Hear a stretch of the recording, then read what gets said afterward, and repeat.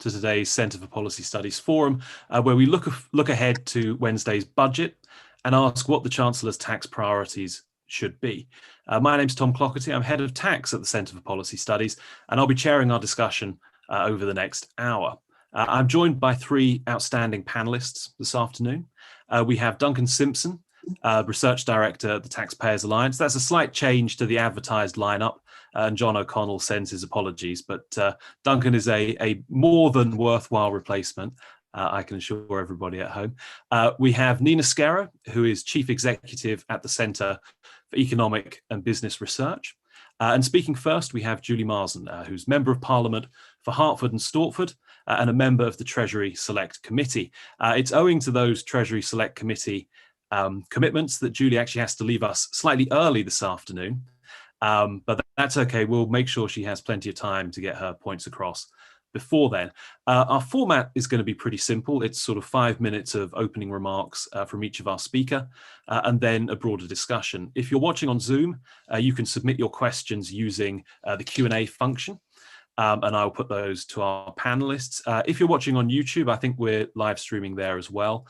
You can tweet your questions to @CPS Think Tank, and they'll be passed on to me. So anyway, I'll probably say a little bit more about the work the Centre for Policy Studies has been doing in this area later on. But why don't we kick things off and hand over to Julie Marson. Julie, what's your take on the upcoming budget? Oh, thank you, Tom. Thank you for inviting me. It's a real pleasure to be here with the CPS. It's always good to be with the CPS. My thoughts, it's a really interesting time for me a year ago to reflect on what it was like a year ago. A year ago, it was my first budget as an MP. And equally, it was the first budget for Rishi Sunak as Chancellor, actually, after only a few weeks in the job. So that's incredible, really, when you look back. I remember very clearly, I'd rushed back from number 10. We were having, as this is, it's really all our yesterdays, a briefing on the withdrawal agreement negotiations at the time. And I rushed back. And of course, you go into a packed chamber, you can barely find seating. I was in the cross benches as the only seats available. And it just makes me, it gives the contrast. We come forward a year, here we are. The withdrawal agreement's done. But the benches won't be packed.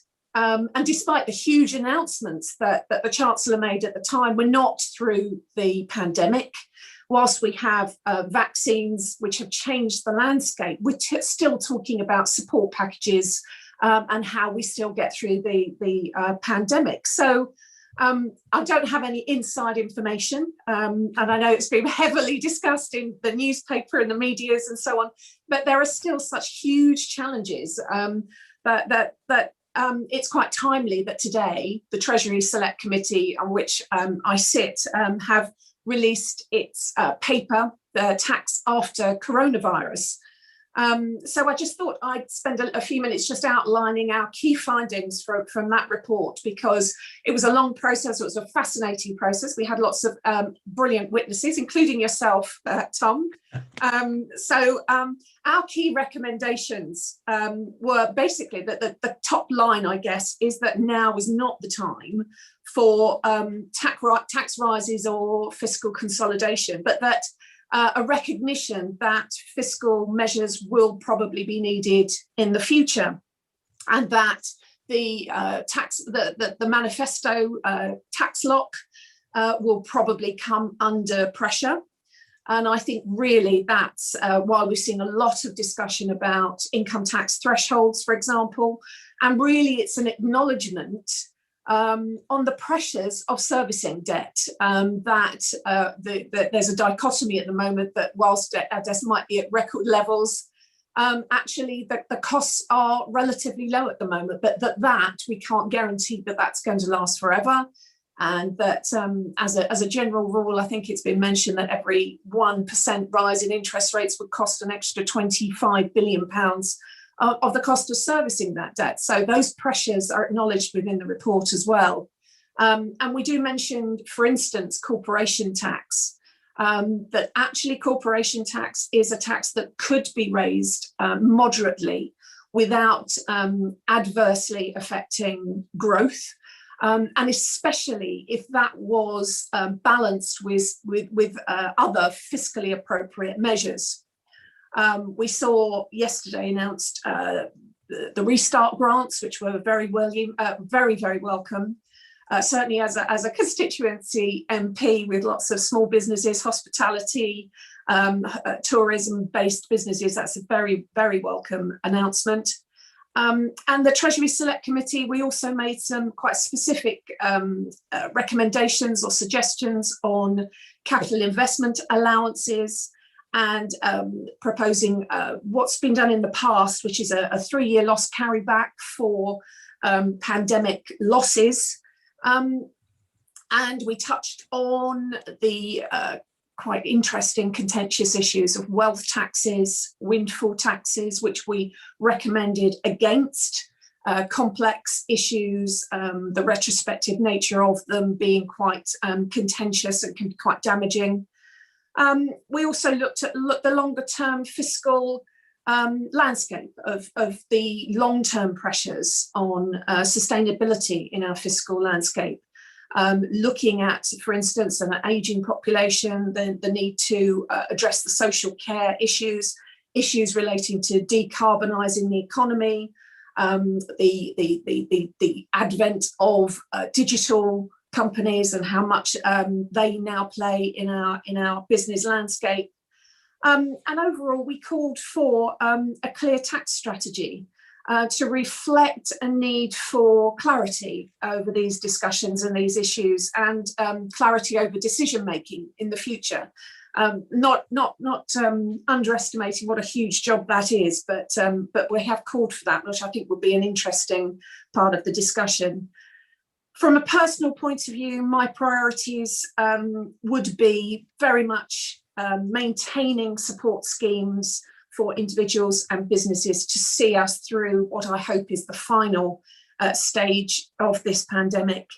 And also post-pandemic growth. I'm particularly interested in our ecosystem, our startup ecosystem for new businesses, scale-up businesses, and also making sure that our economy is well prepared to take advantage of what will be the high growth areas of the future, the fintech, the AI, green jobs, green industrial jobs, and building on what I consider to be one of the big successes of the previous budget, which was the Future Fund, which provides loans. I think it's provided over 1,000 loans totaling over £1 billion to the type of businesses that have been unable to access other support programs because they're either pre-revenue or pre-profit, and that whole ecosystem to really put our economy on a really, really high growth footing is very important to me. And UK venture is another area that's very important to me. So in summary, I guess it's like a huge game of Jenga where for every little bit you pull out, you're hoping that the whole structure is strong, it's resilient, it's a basis for future growth. And that's not easy. We discuss it today, and it's a pleasure to do so. But at the end of the day, I'm not making the decisions about that. But it's going to be jobs, investment, but also getting us still through this last hurdle, what I hope is going to be this last hurdle, and not doing anything that will ultimately long-term damage that need for growth and for jobs and investment in the future. So I hope that's a little summary of both what the Treasury Select Committee has been talking about, but also what's important to me as well. All right, thank you, Julie. That's great. A really good way to kick off this discussion, I think. Lots of important issues raised there. So if we can pass over now to Nina Skero. Nina, what's your take on the upcoming budget? Thank you, Tom. I think over the years, for those of us sort of in the economic space and I'm sure other UK-based think tanks, I think sort of the budget, the autumn statements, the spring statements have gotten a little bit less exciting in a sense that there used to be a lot of attention drawn to the day to actually learn some new information. And over time, sort of more and more information has become known ahead of the actual day. So there is a smaller element of speculation. But nonetheless, given sort of the precarious situation that the country and its finances find themselves in because of the pandemic, but sort of other economic shifts as well, it certainly promises to be a really interesting one on Wednesday.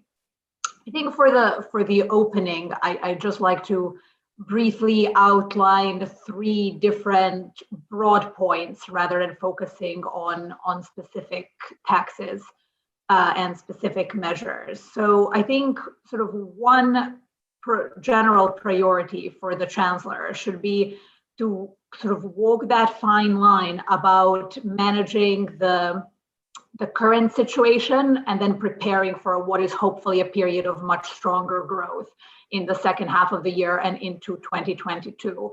And that's a really unique challenge, because normally when you have a sharp downturn, you don't often speak about sort of V-shaped recoveries. Not a lot of crises have this nature of, of course there are caveats around new variants, around the vaccinations continuing to go well, but if we follow this central rhetoric of there is going to be a sharp turnaround from sort of the start of summer onwards, it is sort of it's truly a year of 2 halves, more so than at any other time. So I think there needs to be a balancing of sort of not raising any taxes really this year, and sort of keeping the fiscal side in that sort of growth supporting sort of all guns blazing mode, but then also having sort of managing and setting realistic expectations for the next period, when I think more people accept that deficit control measures are going to be more necessary. So I think that is one thing that's going to be important, sort of managing to strike balance for both halves of this year and beyond, really.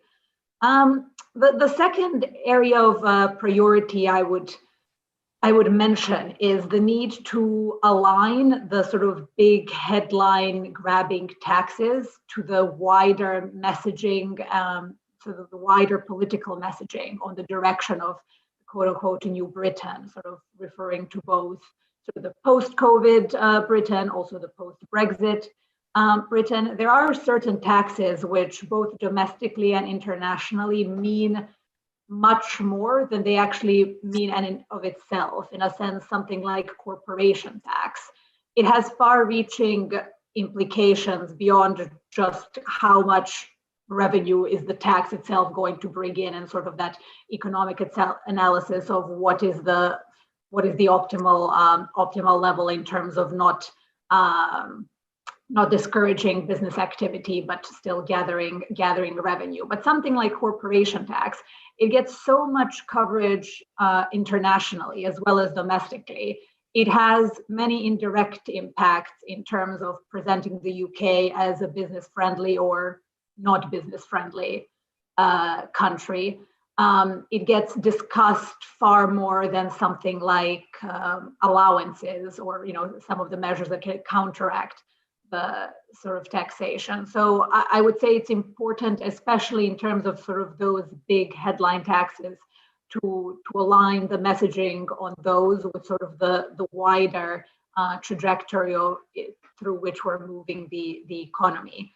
And then finally, I'm not sure I'm entirely expecting to see this at this stage, but certainly either now or in the not too distant future, I think there needs to be some acknowledgement from the Chancellor that the really big historic sources of tax revenue are going to, if we don't make any changes, are going to start drying up a little bit. So we've had this massive economic shift, for example, in the way of working.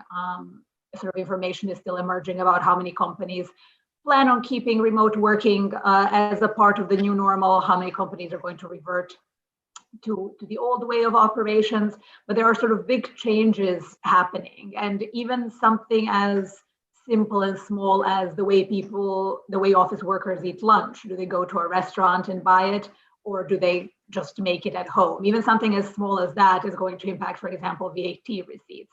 So that's one small example, but when you add it up, everything that the sort of new economic normal means, I think there needs to be an acknowledgement that big fundamental shifts are going to be needed to even keep revenues there where they are, a little less to increase them.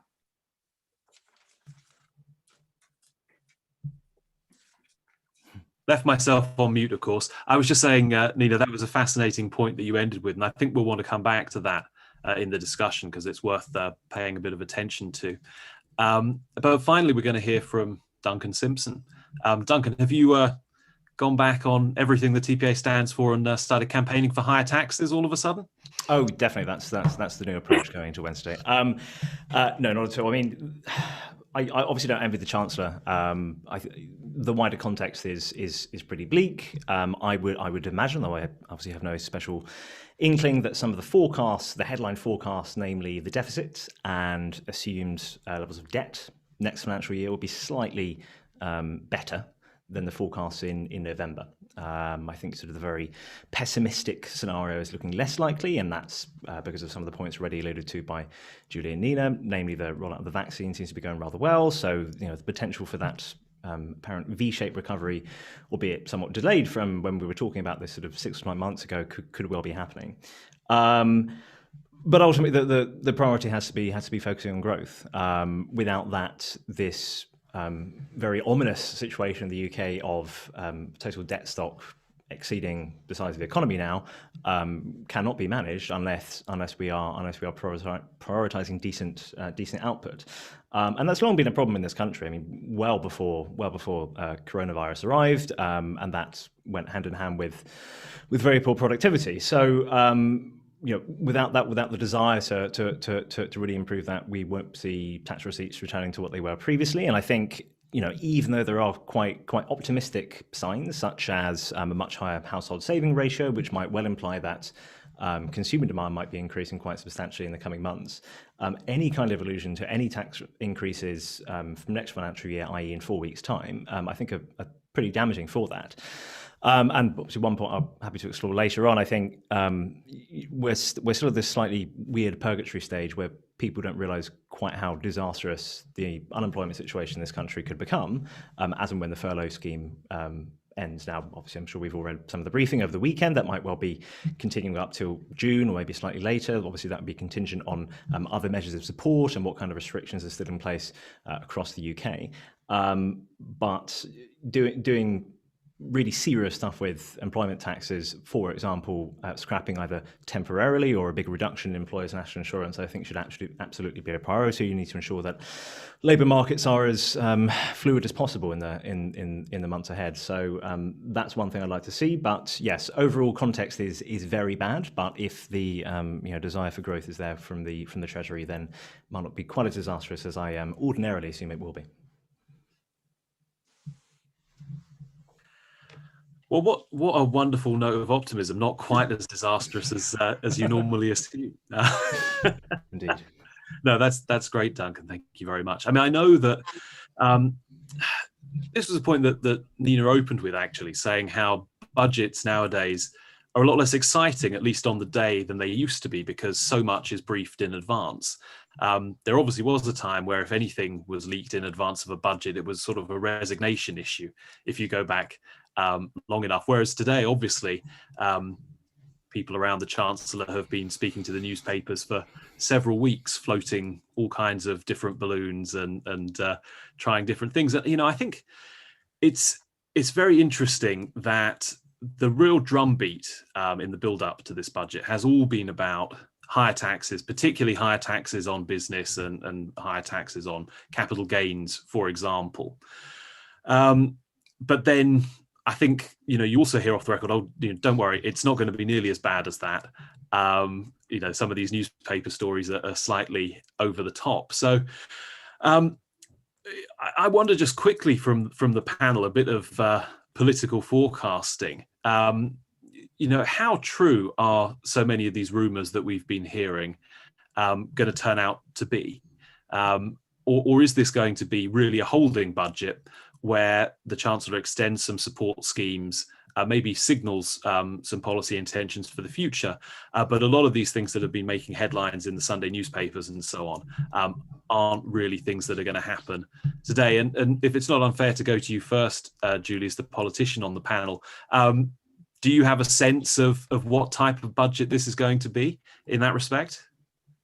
Well, I'm not working, like you say, I mean, it's almost gone the other way, that I think you read so much. I mean, I think I've read almost the whole gamut of every kind of issue that you can possibly imagine. So I do wonder whether we've just gone completely to the other extreme in a way, that it's finding the trees through the wood that is the challenge in a way. From my part, unapologetically a politician, I do think what the Chancellor is setting out, and I think what he will want to come across as, quite rightly, is to level with the British people, to really emphasise the absolutely unparalleled and unprecedented support that we have given throughout this pandemic, but also to level with the public that it does have to be paid for. Now, whether that's through tax or whether that is through growth, my point of view, and I'm sure that it's his point of view, we can't just tax our way out of this. It's very much, we need this economy to grow so that we do have a future that's, post-pandemic in its most positive sense, because we don't want to be a more highly taxed economy. None of us do. I'm sure none of us want that.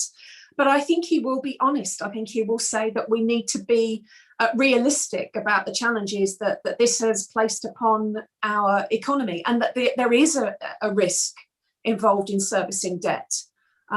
So I think that's the message I think he'll continue to put his arms around individuals and businesses. But there is an element of at least setting the ground to say, even if we're not doing all of this now, we need to be honest that there are going to be measures in the future, at least, that we will have to grapple with to get us out of this, really. And Nina, I mean, picking up on that point, what kind of outlook do you see? You talked about a V-shaped recovery and the need for sort of fiscal policies to support growth in the short term, but also, like Julie, a sort of a need to be honest about the necessity of fiscal consolidation in the future. But I wonder if you can talk a little bit, Nina, about the economic outlook, what the prospects for sort of debt and debt servicing costs are likely to be, and how quickly that fiscal consolidation is going to have to come on the agenda, if indeed it does have to be on the agenda. Judging by some of the stuff that's been in the press, and I mean, not all of it is, quote unquote leaks. Some of them are just interviews with the Chancellor. So I think those can be taken probably kind of for granted. He already seems to be sort of warning of the dangers of that sort of those measures having to come rather quickly, because if we are in fact going to see this sort of big summer opening, there is scope for inflation, which would have impacts on interest rates, and then for a little bit further down the line have an impact on refinancing costs. So I believe his language from the interview over the weekend is that the UK has been left exposed. So I think it's very well said, and I think luckily, given the job he's in, I think the Chancellor is very well spoken, and I suspect that he will do a rather good job of striking that balance of saying, as Julie was saying, of being honest and kind of saying we're going to, at some point these bills will have to be settled. At CBR, we are seeing quite robust growth from sort of the second part of the second quarter onwards. We do expect it to be into sort of later half of 2022 before the economy is fully back to its pre-pandemic size. But that might sound like it's a ways away, but given how much the economy has shrunk over the past year, that actually does still imply pretty high and extraordinary rates of growth. We also have things like, unfortunately, a lot of people's jobs have been impacted. Duncan mentioned, it's hard to know the true state of unemployment, given that furlough is currently kind of masking the statistics a little bit. But then on the other hand, we have people whose jobs have not been impacted and whose savings have massively accumulated during lockdown. So there is going to be, I think, a little bit of pent-up demand as well. So all of those things are sort of pointing towards the direction of increased inflation. And then if you sort of follow that through, economically higher refinancing costs. So I imagine that although it might not be massively popular, and hopefully it will come with some caveats, if the pandemic doesn't develop in accordance with our expectations, we'll change our tact. But I am expecting to see some announcements which are probably going to kick in. I think some of it, I would hope not to see them that early, but even late 2021 probably wouldn't be, off limits. Okay. Yeah, I mean, that is quite soon, really, when you think about how uncertain the recovery is at the moment. One of the things that I think is interesting about a lot of the debate and the rhetoric leading up to this budget, when people talk about the need to sort of be honest with the public to prepare them for tough times ahead and so on in terms of raising more money and closing the fiscal gap, it's almost like the opposite of the kind of business tax roadmap that George Osborne laid out after the financial crisis 2010 onwards. Then, the message was very much, as we close the budget deficit, business taxes are going to get lower. We can argue about the extent to which George Osborne tended to give with one hand and take away with the other. But there was a sort of clear direction signal to have the lowest corporation tax rate in the G20 or the G7, it may have been the commitment then, for example, and really go for tax competitiveness. And there was this roadmap of progressive tax reductions for business. It looks like what we're talking about now is almost the opposite of that. In the wake of another fairly deep economic crisis and recession, we're expecting a Conservative Chancellor, one with quite a large majority behind him, to lay out a roadmap towards higher taxes on business and capital investment. And so I do worry somewhat about the sort of chilling effect that may have on the recovery. If you say, we're not going to do anything horrible right now, but be warned, there's trouble ahead. That's something I'd have a slight concern about. I mean, Duncan, do you sort of recognize that? And do you find, I mean, being a free market think tanker, and I know that the TPA, like many of us, was pretty much on board with the fiscal consolidation after 2010. Does it feel strange now to be perhaps saying, don't worry about the budget deficit right now, the most important thing is to keep taxes low? It is all rather unusual. I mean, obviously we all know ordinarily the budget is a process for tweaking the tax code, not to lay out various huge amounts of support for those in the economy who've been compelled to not work. I think, as with the CPS, I think a lot of the measures which the government undertook in sort of March, April time were basically correct. If you're compelled not to go to work, then compensation has to happen, and that's occurred from the government. So I think the rationale was reasonable at the time. I think for us more broadly, I think that there's this slightly confusing indifference, I suppose, maybe not indifference, but less alarm than I would like about the general growth in obviously both the budget deficit, but also public sector net debt, which was the main metric of accumulated government debt. I mean, as Nina has alluded to, obviously, and indeed Julie, it is reasonably manageable at the moment. I mean, if you look at the gilts that we have in issue, I think it's just under 40% are long-dated gilts. So that's maturing in more than 15 years. So obviously the urgency for that is much lower in comparison to quite a few other rich world OECD countries. So that's one thing. However, I mean, if you look through the regular releases from the OBR, they give estimates as to the increased cost to servicing that debt if there's a change in inflation or short-term gilt rates and so on and so forth. Even in the last few days, you've seen yields changing quite dramatically across markets around the world. So I think that's one element that we should always be concerned about. And my My further worry, and I imagine more of this will be laid out on Wednesday, that will be a restatement from what the Chancellor did last March in his budget, with huge outlays in capital expenditure. I think by the end of this Parliament, the plan was to be, I think, bumped up to about £100 billion annually. That's through various proposed levelling up schemes and so forth. And I think for me, if there's no real change or amelioration of plans from what were happening a year ago, precisely because we've come to this stretch of £400 billion deficit through measures which were quite understandable and reasonable to stop economic calamity.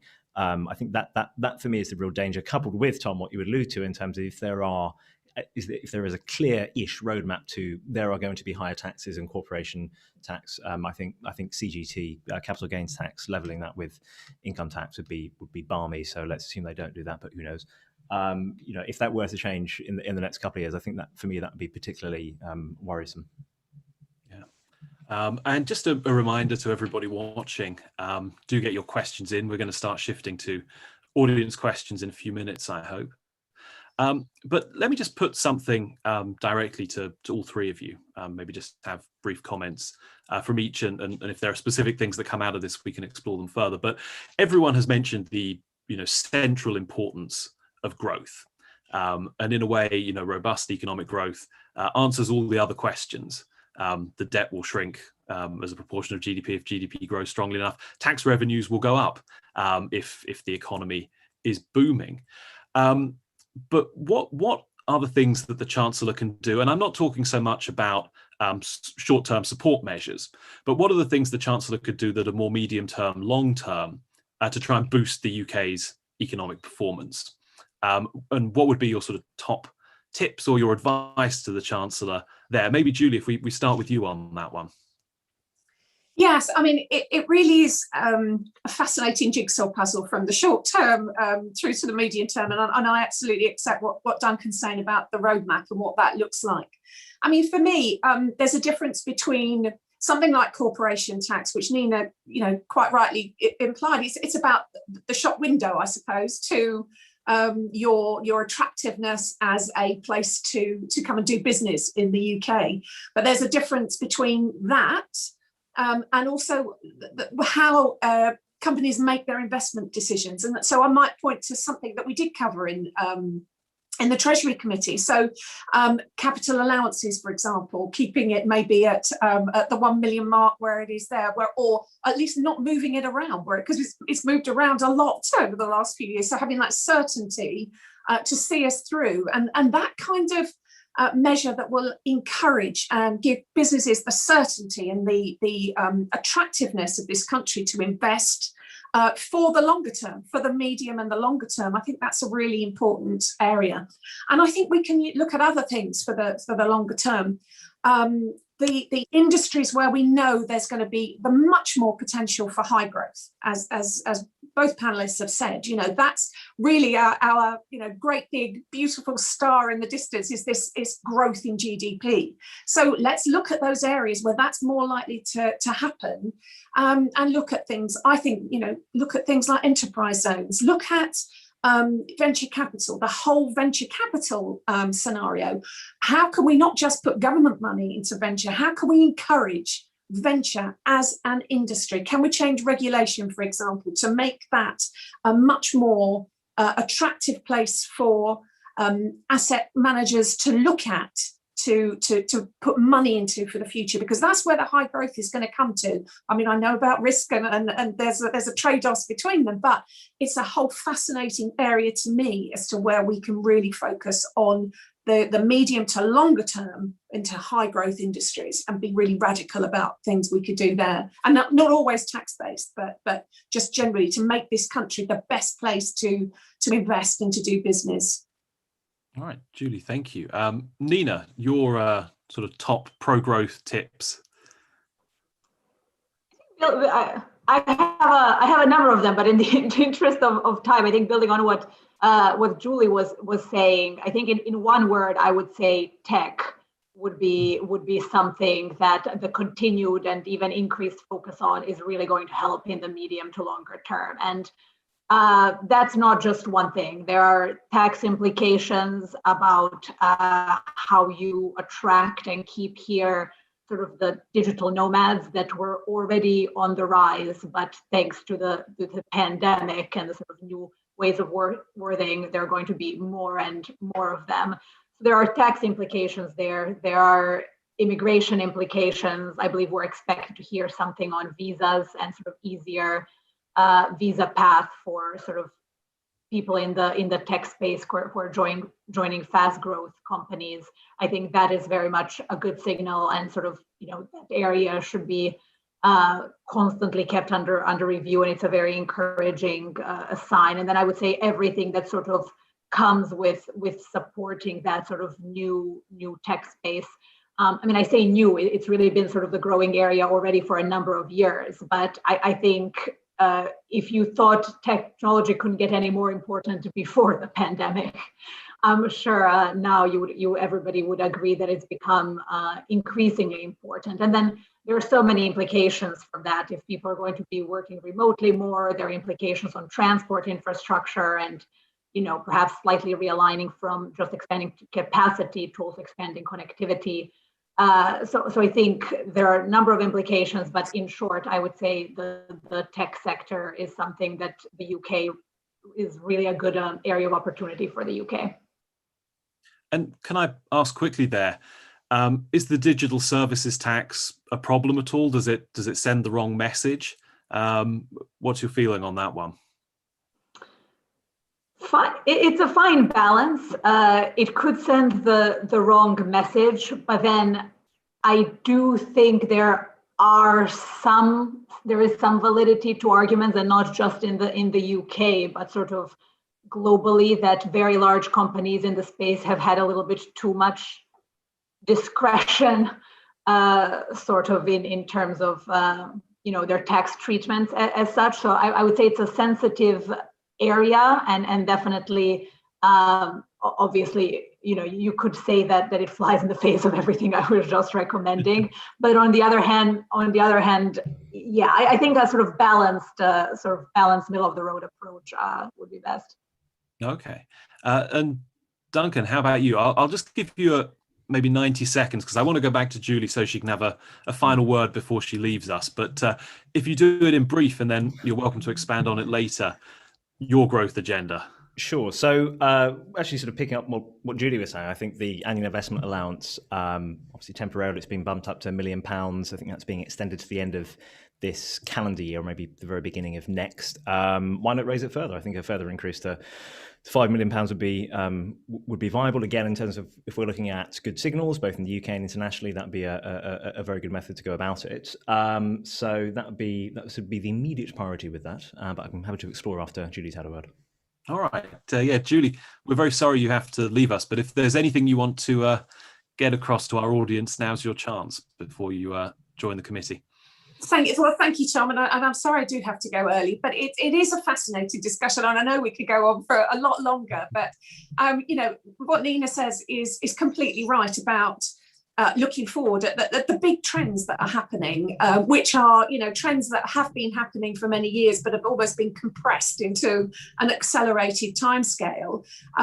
Personally, I think we might overstate those changes in working practices. I still think there are, you know, you look at young people who are starting out, who want to network and they want to learn their trade. You know, we still want offices. We're essentially human social beings, I think, really. So I think we might not want to overstate some of those changes, although change is happening. Also, as Nina said, you know, we're really we're not operating in isolation from the rest of the world. You know, digital services is something that the whole, you know, global economies need to address. But finally, I guess if I leave you with something, I think actually I'm quite optimistic. I don't downplay and I don't underestimate the hidden problems that we've got over the short terms with jobs, because I think that's going to be serious, and I think it's something that we really do need to focus on. But in terms of a recovery, that there is I believe, a fundamental strength to this economy. I think there's a lot of demand still in this economy that's just waiting to be unleashed in a way. So I'm optimistic, but at the same time, I do think we have very serious issues to address. And I think if the budget does one thing is being honest about that, and the many challenges and the many different layers of solutions, if you like, or ways to address those challenges are aired and discussed properly, then that will be a good thing, and that will be something I'll really enjoy seeing on Wednesday. All right, great. Well, Julie Marson, MP, thanks so much for being with us this afternoon. Thank you so much. Thank you. Bye. Cheers. And so let's, with carrying on with Duncan and Nina, let's take one of the questions from our audience. Actually, it's from my colleague Alex Morton, but it's a topic that's also close to my heart, and it's about stamp duty land tax. Should the existing stamp duty holiday continue? Should it be made permanent? Should we be really targeting something much more radical, like getting rid of stamp duty altogether? Duncan, why don't you take that one first? In short, yes. I mean, as I'm sure Alex has read and many others, purportedly there is a plan to extend this up to the end of June this year. Obviously, we've long campaigned for its full abolition. I think, at the very least, the Chancellor could go slightly further, maybe towards the end of the next financial year. I mean, it's pernicious in quite a few ways, but I think, on a much more kind of prosaic, interpersonal way, it prevents, obviously the young buying. It discourages those who are much older and don't need a large home to downsize and so on and so forth. So I think it is necessarily a matter of housing economics, but it's important to contextualize this in the broader problems in which this is placed in the wider economy. That said, I think the viability of that being ditched immediately, either on Wednesday or in the coming months, is relatively small. And of course, there are completely balmy ideas, which again were emanating over the weekend, which further encouraging demand for housing, such as I think sort of a 95% guarantee from the government in certain circumstances. So once again, the real nub of the issue, which is an undersupply of this particular product called housing, doesn't seem to be changing from the government. So yes, at the very least, this should be extended to the end of next financial year, and then hopefully quite a bit longer, and then ultimately abolished. And Nina, what's your take on stamp duty? Is it? I mean, I know that our argument is that it's a very distorting tax. Economists tend not to like transaction taxes in general. Are you sort of that school of thought, or do you have a different perspective? Economists don't like transaction taxes for a number of very valid factual reasons.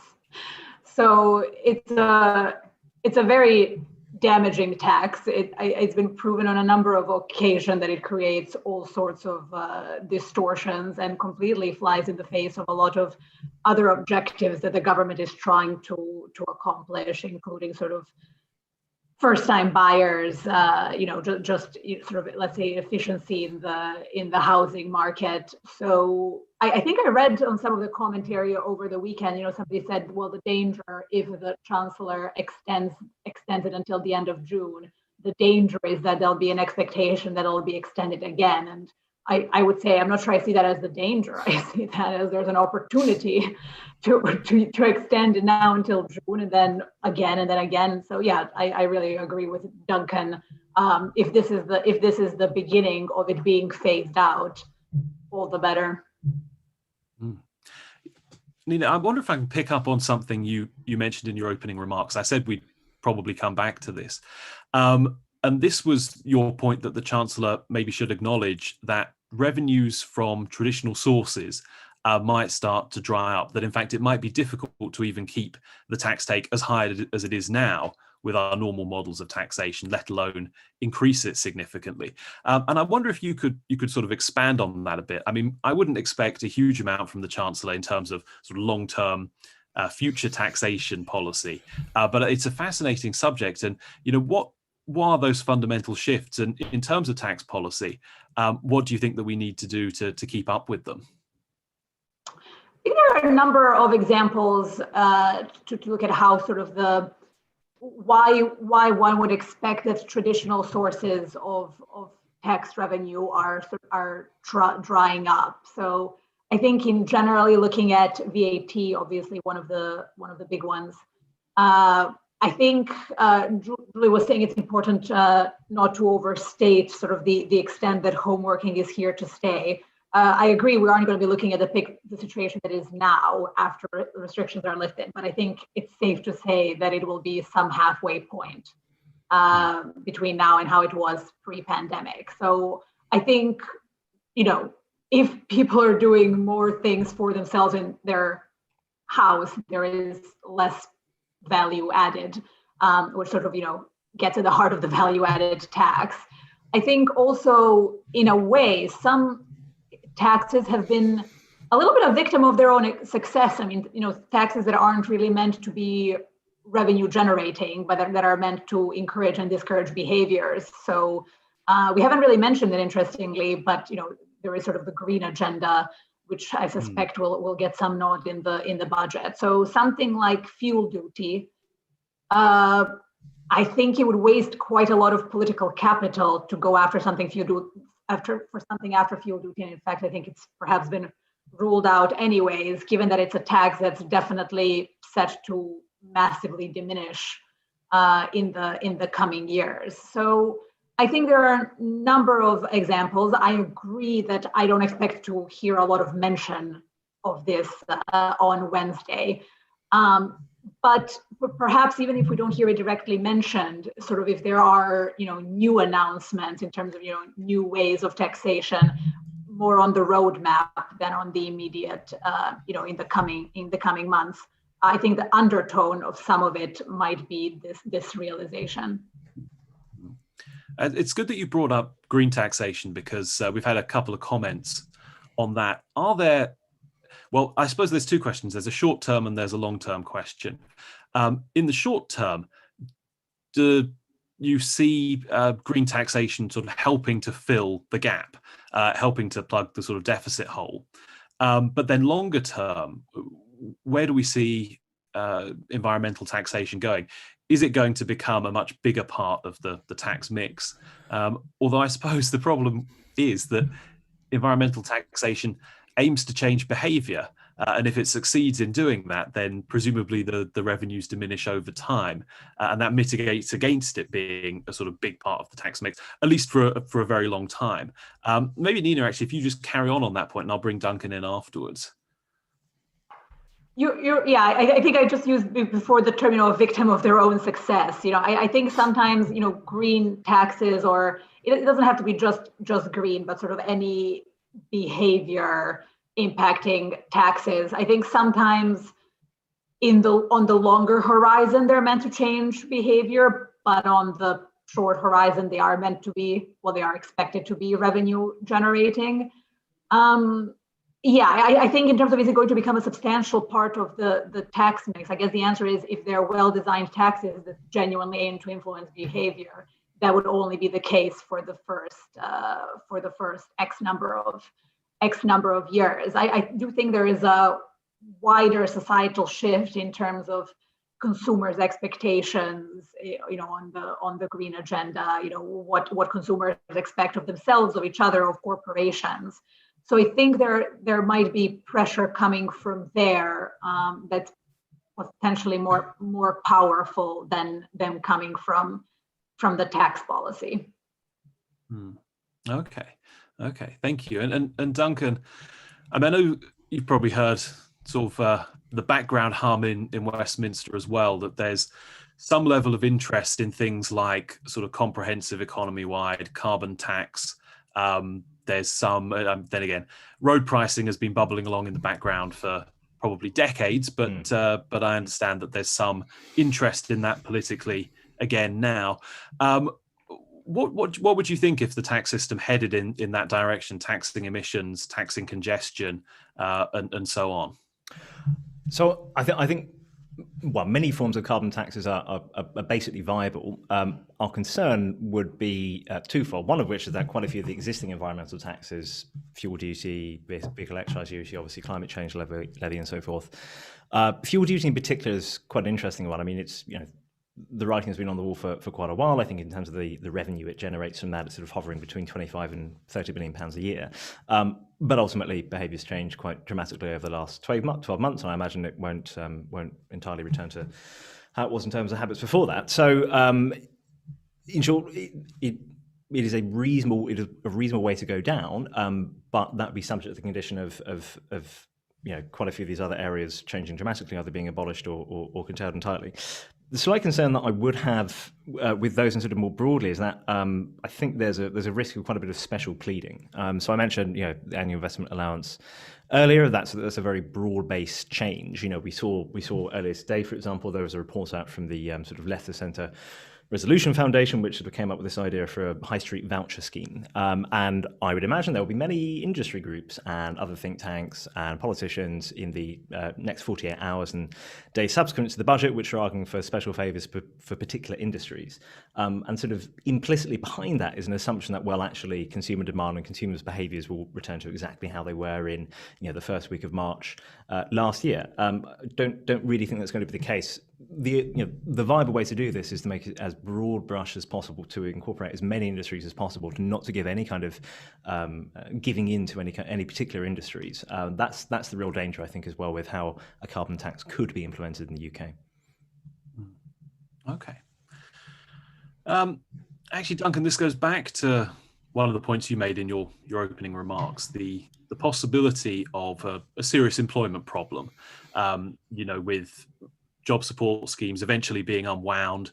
Will the economy be bouncing back fast enough to make sure that there's work for all those jobs to remain viable without government support?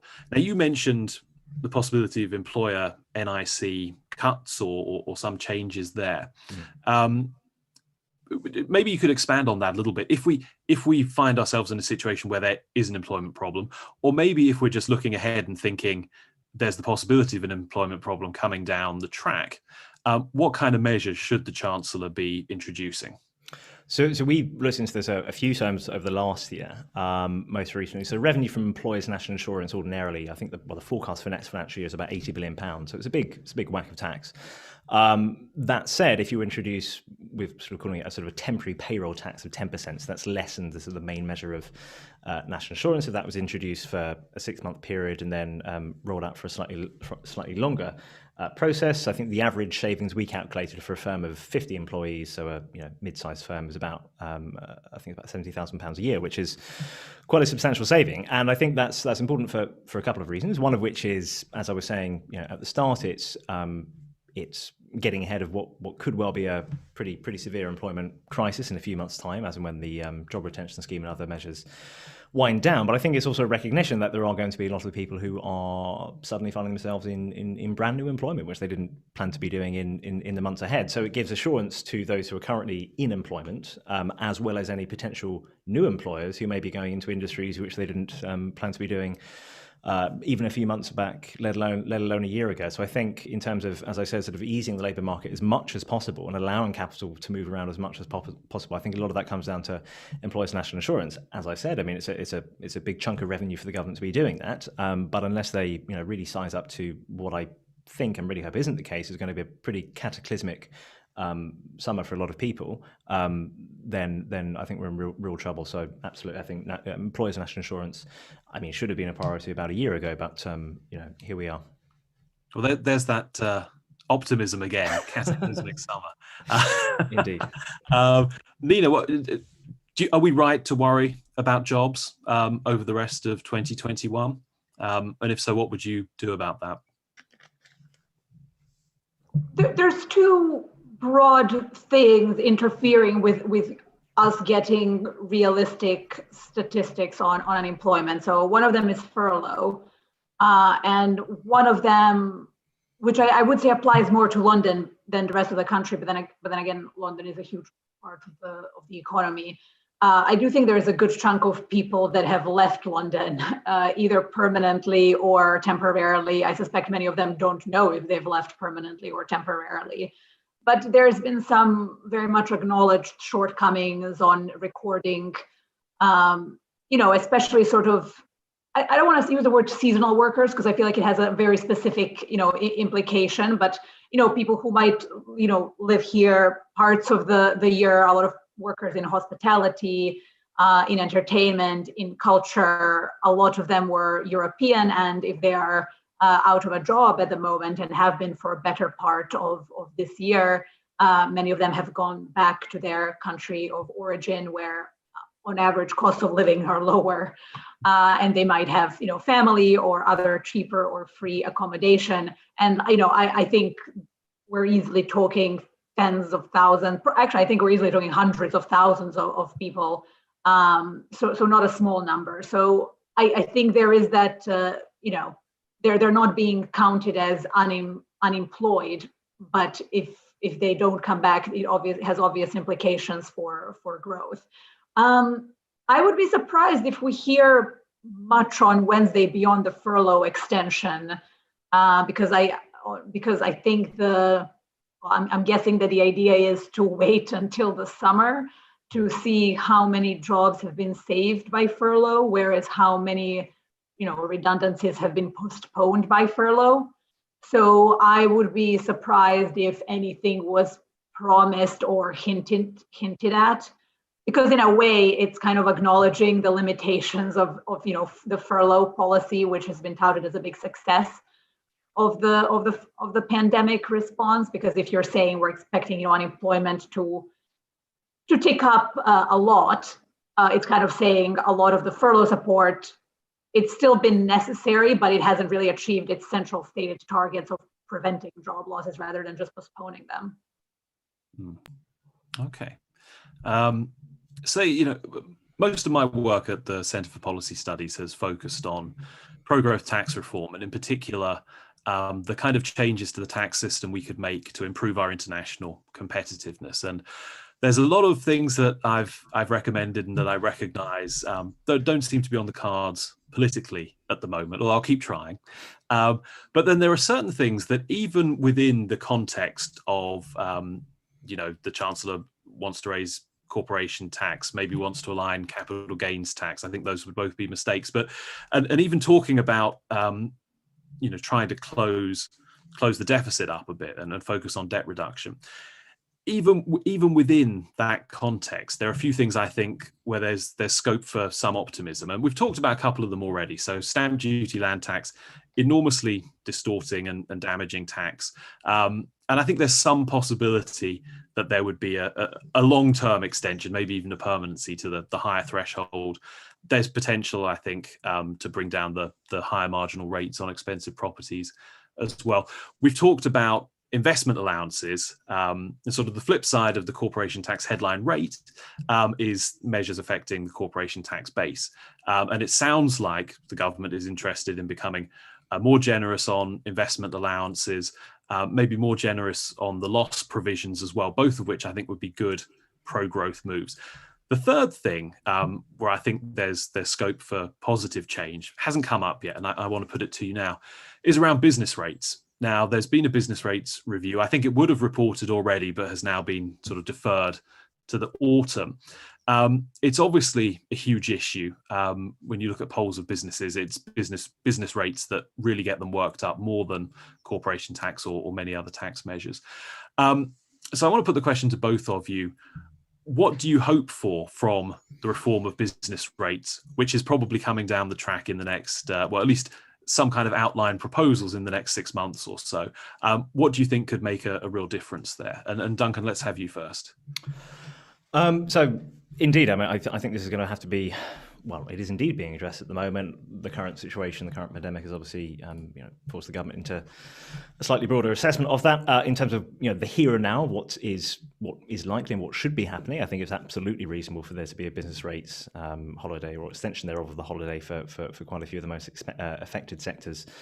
For at least the next few months. Now that obviously begs the question in terms of what are the immediate alternatives. I think shifting to a land value tax could well be a viability, but I think I've got quite a few concerns of how business rates are kind of conceived of centrally. Obviously, the announcement, I think it must have been 2012, 2013, of local authorities in England would be able to retain the entirety of their business rates. I think that was supposed to have happened by, I think, 2019, something like that. So, the evidence is there that the way that the government has approached this for many years is somewhat sclerotic, and whether that kind of inertia is going to be the same, will be the same approach as they consider possible alternatives of business rates. I think that could be something to hold it back. So my sense in terms of what will be happening is frankly very little after that report. But ultimately, there are numerous industries which on the high street which frankly just won't be there in a few months' time, and so therefore the government will have to consider alternatives, one assumes. Nina? Yes, I think one of the I think there's sort of this increased emotive sort of color to talking about high streets, given that they're associated with places as being a place of activity, a sort of centers for a lot of communities, and I think a lot of people that are calling for lower business rates or extensions are focusing on that point, and I think it's an absolutely viable one, because I think if you sort of just look at sort of the direct economic calculations of high street stores versus digital businesses, you're obviously not going to come up with very convincing figures. But I think if you sort of did a proper economic impact assessment, and if the government is interested, I can recommend a think tank. No, I joke, but I definitely think sort of high streets and the types of businesses that would benefit the most, and that this lifeline would mean the most to, are the type of businesses that people are especially concerned in terms of their well-being, and in terms of nobody wants to have this big summer of reopening and go to find that a bunch of places are no longer there for them to enjoy. So I think it would make economic sense. I think it would make sense in terms of sort of social policy as well. But as Duncan has mentioned as well, the immediate question will be, well, if there's a giveaway there, then what is the alternative sort of on the other side, financially speaking? All right, great. Well, thank you, Nina, and thank you, Duncan. Thank you in absentia to Julie Marson, who was with us for the first part of this discussion. We've run over by a couple of minutes, so I need to draw things to a close now. But I really appreciate you taking the time to come and talk to us today. And also everybody watching, thank you for putting us on your watch list. If you enjoyed this event, if you'd like to come to more such CPS forums, you can find the details on our website, cps.org.uk. You can sign up for our email newsletter, and you can follow us on Twitter and everything like that as well. So thank you again to all our panelists. Thank you to those of you at home, and I hope you will enjoy the rest of your Monday. And let's look forward to the budget on Wednesday. So goodbye for now.